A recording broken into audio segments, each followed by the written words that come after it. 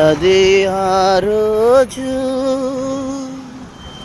యేసయ్య ఉగ్రత రోజు, ఏడేలు శ్రమల రోజు, పాపులంతా ఏడ్చే రోజు,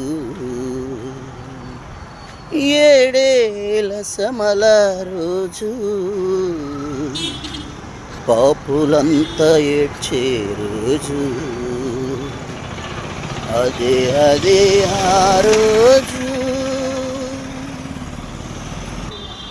తల్లి జాడ పిల్లకలేక, పిల్ల జాడ తల్లికి లేక, తల్లి జాడ పిల్లకలేక,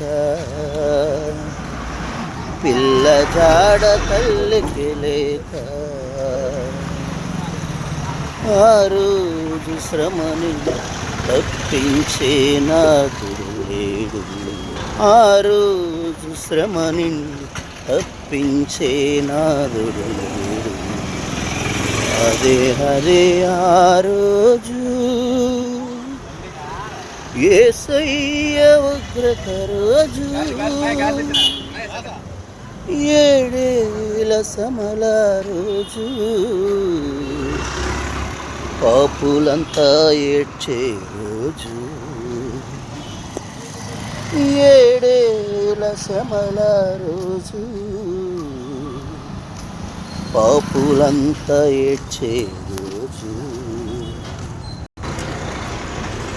అందరికీ వందనాలండి. మరి ఈ పాటలో ఉన్న పరమార్థం ఒకసారి వివరిస్తాను. చెవులున్న వారు విననుగాక, జ్ఞానం కలిగిన వారు గ్రహించినగాక. ఆ రోజు నిన్ను కానీ నన్ను కానీ తప్పించే నాదుడు లేడని. అది ఏడేళ్ళు శ్రమల రోజు, దేవుడు ఉగ్రత రోజు.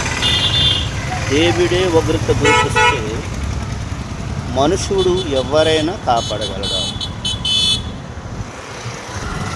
ఒకవేళ మనుషులు కాకుండా వేరు ఎవరైనా కాపాడగలరా? ఎందుకు నేను ఈ మాట చెప్తున్నానంటే,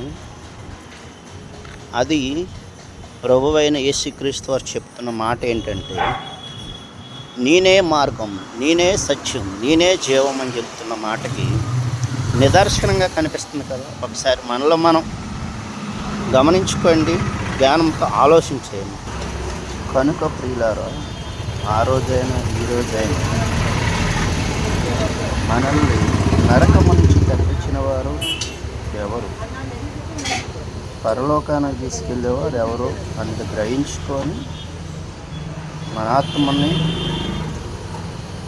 దేవుని సంతకు చేర్చుకునే బాధ్యత మంది అని తెలియజేయడానికి ఈ కొద్దిపాటి మాటలండి. అందరికీ వందనాలు.